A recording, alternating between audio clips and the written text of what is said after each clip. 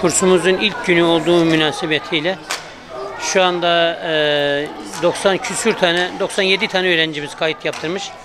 Daha da peyderpey kayıt yapılmaya gelen çocuklarımız olacaktır inşallah. Çocuklarımızın şu anda ders programı olarak Elifba, Kur'an-ı Kerim, tecvid, harf mahreçleri, ondan sonra itikat ilimleri, İslami ilimler, edep ve terbiye üzerine bir çalışmamız olacaktır inşallah. Kursumuz 7 hafta sürecek.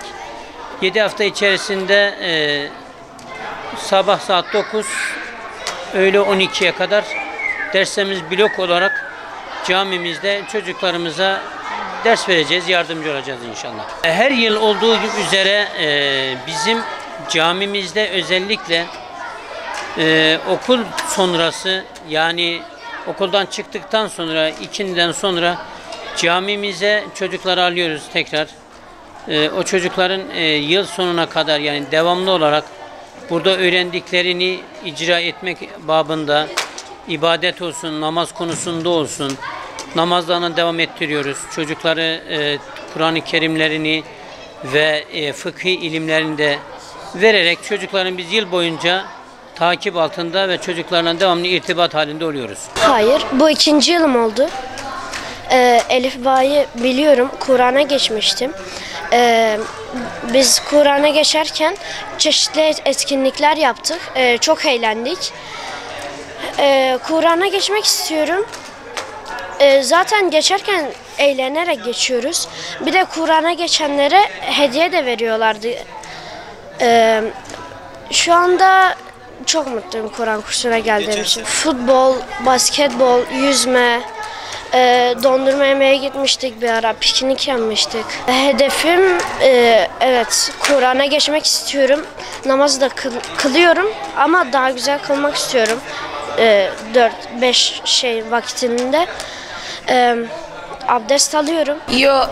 Diğer sene de geldim. Diğer sene çok güzeldi. Bu sene de iyi gidiyor. Elifba'dayım. Yani daha yüksek Kur'an'a da ulaşacağım.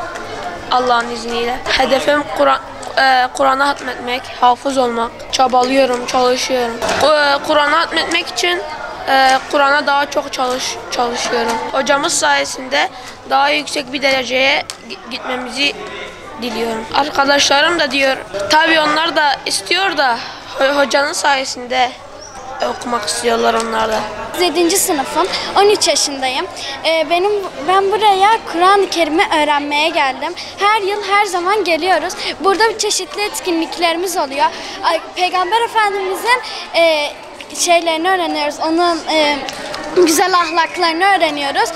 Elifba'yı, sureleri öğreniyoruz. Oruç tutmayı öğreniyoruz. Namaz kılmayı öğreniyoruz ve yıl sonu da çeşitli etkinliklerimiz oluyor. Fatiha suresini ezberledim. Ayet-i Kürsi'yi ezberledim.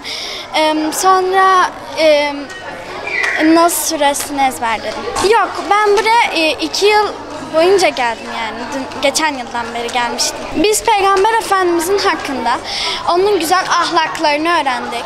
Onun bize yaptığı fedakarlıklarını öğrendik. Biz mesela kutlama yapıyoruz yıl sonu, yüzme öğreniyoruz. Teşekkür ederim. Herkesin buraya gelmesini tavsiye ederim. 5. sınıfa geçtim. 10 yaşındayım. Hayır, bu ya benim 4. veya 5. yılım.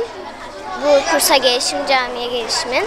6. düzdeyim ve 113. sayfadayım. Yani geçen seneden ve bu seneden işte Allah'ın emir ve yasakları, Peygamberimizin güzel ahlakını, namaz kılmayı, oruç tutmayı, onun dışında çeşitli etkinlikler yaptık. Mesela yıl sonu etkinlikleri, yüzme, Fatiha, Nas, Kafirun. Yani evet, tavsiye ediyorum. İşte yüzmeye gidiyoruz, oyunlar oynuyoruz, çeşitli etkinlikler yapıyoruz. Böyle surelerle ilgili de bazı oyunlar oynuyoruz.